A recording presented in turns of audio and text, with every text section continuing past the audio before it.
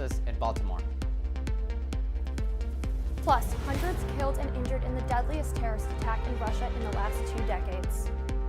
And later on, one Hurricanes head coach is stepping away from the game she loves after nearly 2 decades in Coral Gables. Don't go anywhere because UMTV News starts right now.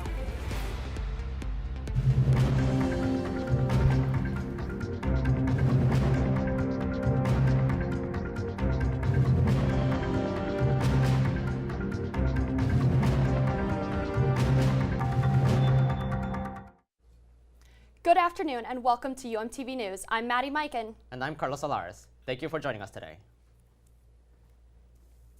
Right now, an urgent search for survivors is underway after a ship hit a bridge in Baltimore, causing it to collapse into a river. This morning, our state is in shock. A stunning tragedy early Tuesday. A ship colliding with Baltimore's Francis Scott Key Bridge, causing it to collapse into the Patapsco River. Intense rescue operations ongoing for anyone missing. The Coast Guard's primary mission right now is search and rescue, looking for any survivors in the water. The conditions are difficult, right? We're talking about a deep channel port.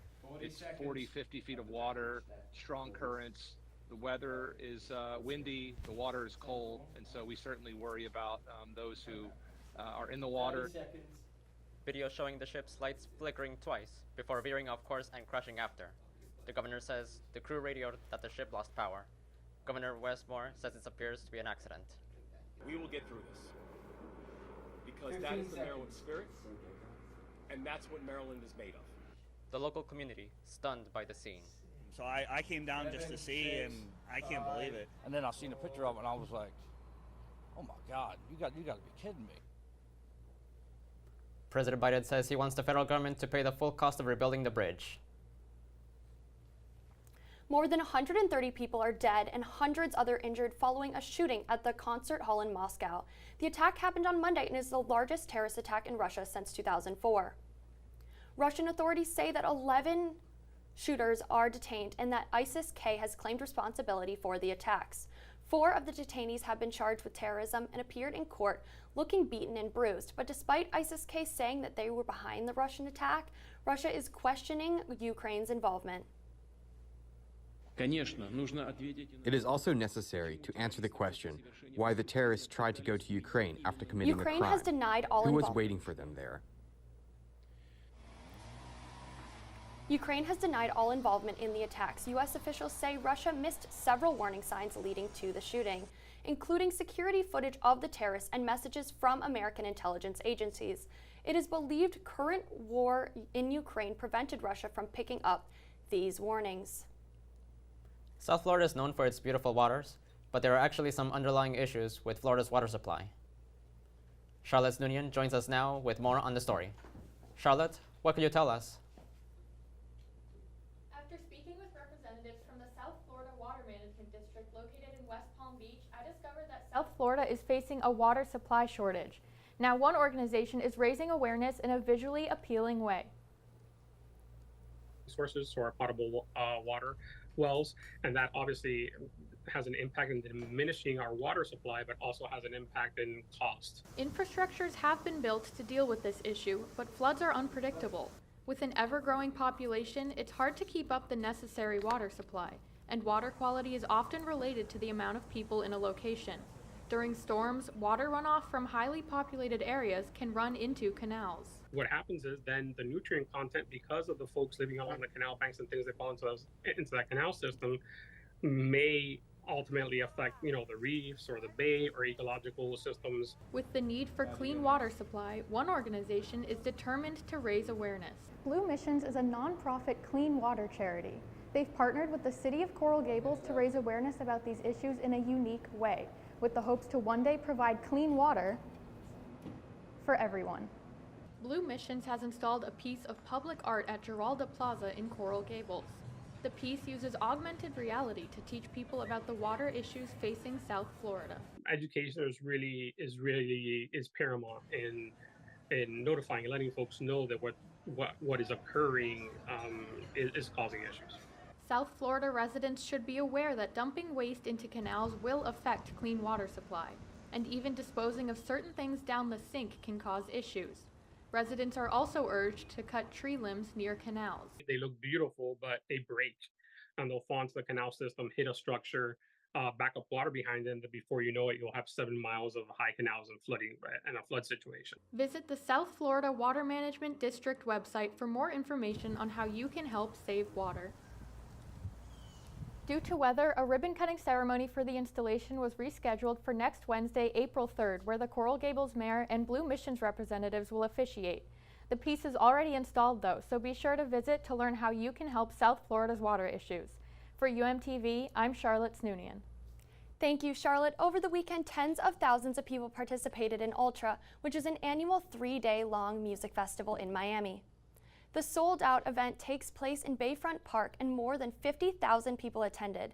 Dozens of officers were also on hand to ensure traffic moved smoothly and there were no incidents. Ultra was a huge success, very limited amount of complaints.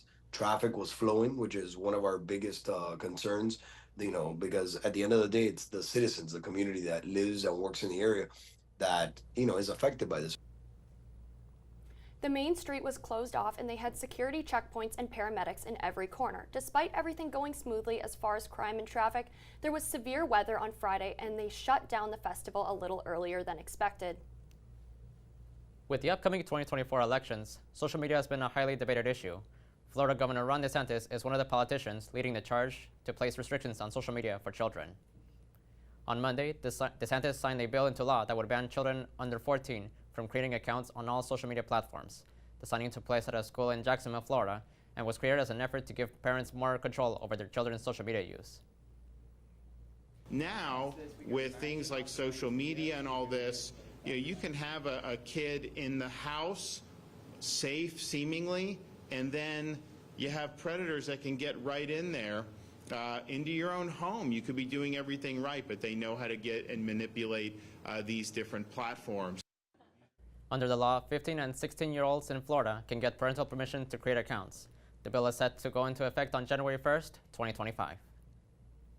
The Princess of Wales has addressed her health after a public absence caused worldwide speculation. In a video, Kate Middleton said she has been diagnosed with cancer and is getting chemotherapy treatments. The palace did not specify what type of cancer she has, but did say the diagnosis was found during tests after an abdominal surgery in January. This announcement comes months after King Charles announced his own battle with cancer. The family has asked for space and privacy at this time. Time for a short break now, but up next, we will tell you why police have raided musician P. Diddy's properties in Los Angeles and Miami. Stay with us. All right, we got 30 seconds if we go back to Carlos.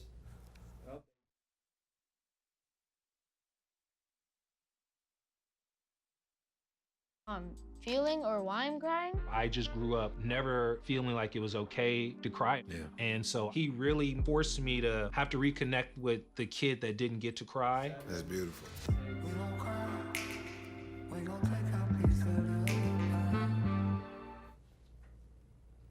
Sean Combs, better known as rap mogul P. Diddy, had his Miami and Los Angeles homes raided by federal agents Monday morning. This is part of a sex trafficking investigation. In recent months, the bad boy executive records and 3-time Grammy winner faced legal battles and lawsuits, accusing him of sexual assault and trafficking.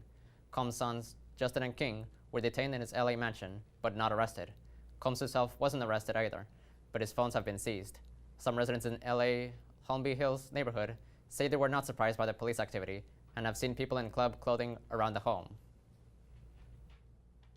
Get ready to immerse yourself in the vibrant culture of Haiti as the University of Miami gears up to celebrate Haitian Culture Week, courtesy of the student organization called Planet Creole. The festivities kicked off yesterday at the Lakeside Patio with a party showcasing Planet Creole's background. The event featured live music, dancing, and cultural food. Compa Music inspired club members and university students to get on their feet and dance.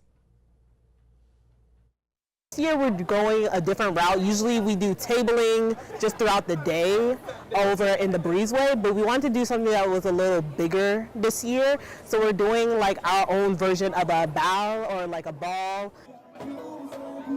The celebration continues the whole week with a lineup of events showcasing the essence of Haiti culture, such as dance workshops, food trucks, and tabling events. Today, the Mr. and Mrs. Creole pageant took place.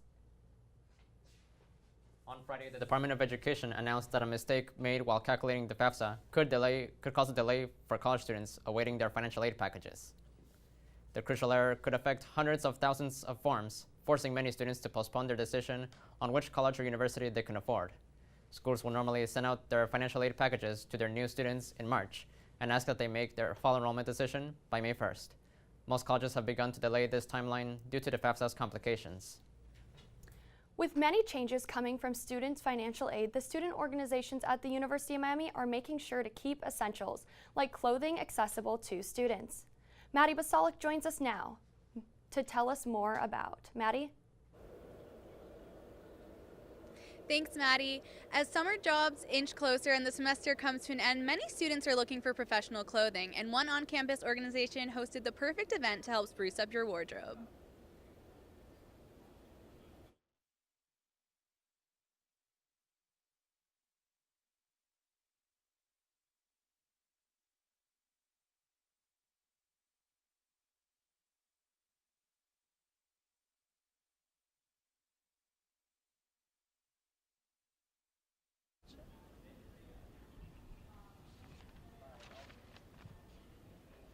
If you missed this event and are looking for professional clothing, you can always go to Sebastian's Closet at the Topple Career Center.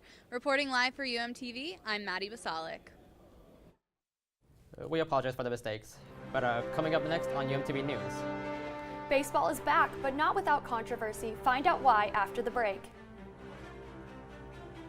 From high school, I realized I wanted to go back to school because I didn't want to work these back-breaking jobs the rest of my life. With the help of my father and having my son, that was all the motivation that I needed to come back to school. I felt accomplished, made me feel that I could take on whatever challenges life throws at you. Find free adult education classes near you at finishyourdiploma.org. Baseball fans, rejoice, because Thursday marks the official start of the opening week of the 2024 Major League Baseball season. The San Diego Padres and Los Angeles Dodgers technically opened the season last week in South Korea, playing 2 games. But this week, all 30 teams will be in action, starting with the Milwaukee Brewers visiting the New York Mets at 1:10 p.m. Here in Miami, the Marlins opened their season at Lone Depot Park, taking on the Pittsburgh Pirates at 4:10. Major League Baseball has announced it will investigate the gambling allegations that surfaced last week. Ippei Muzara, the longtime translator and friend of superstar Shohei Ohtani, has been accused of stealing money from the 2-time MVP in order to pay off his gambling debts of around $4.5 million on Monday. Ohtani said through a different translator that he himself has never bet on baseball or any other sports, and that he has not asked someone to bet on behalf. Told ESPN that Ohtani had sent him the money to pay off his debts, but these claims have been since retracted. For the past 36 years, the women's basketball program here at UM has had just 2 head coaches, and in 2024, they'll have a new face walking the sidelines. Andrew Klein is live in the courtyard to tell us more. Andrew, what's going on with the women's basketball program? In an unexpected turn of events last week on Thursday, longtime women's basketball coach here at UM, Katie Meyer, announced her retirement from coaching basketball. She's been the head coach of the Hurricanes since 2005 and has become a key prominent figure in not only Hurricane athletics, but the entire Coral Gables community.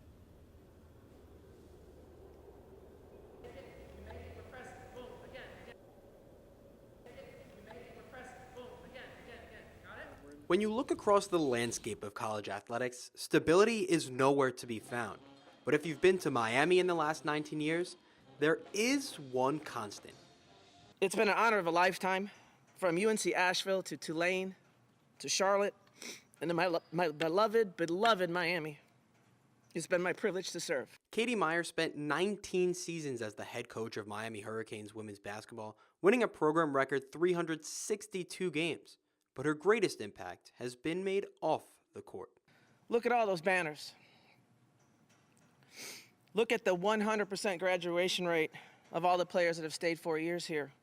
Can we hang a banner, too, for that, please? Katie Meyer made people passionate about Miami women's basketball. She made kids want to come and play for her.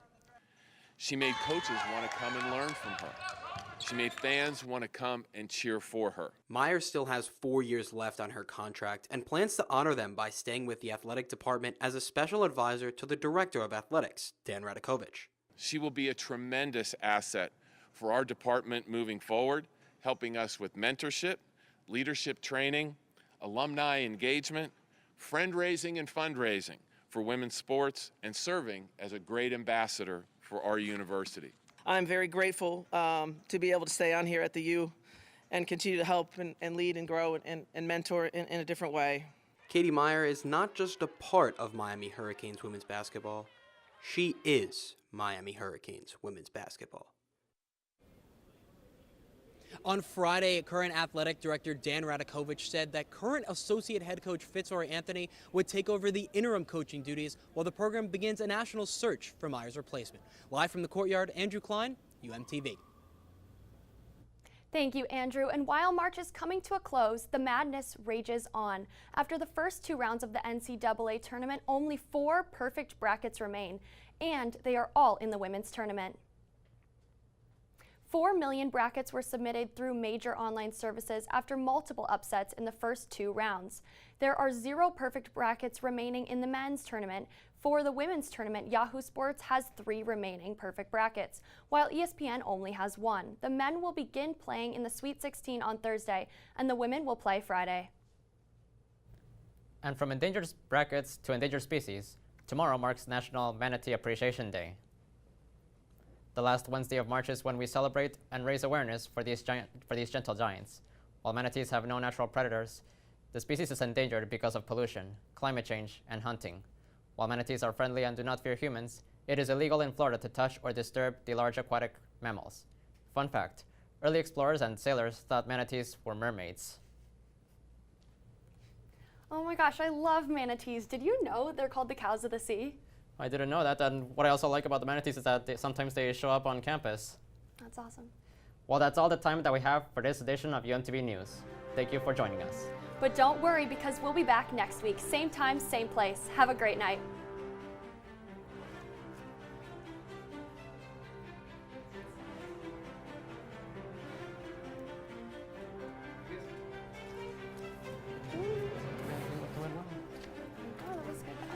I apologize to those people's names.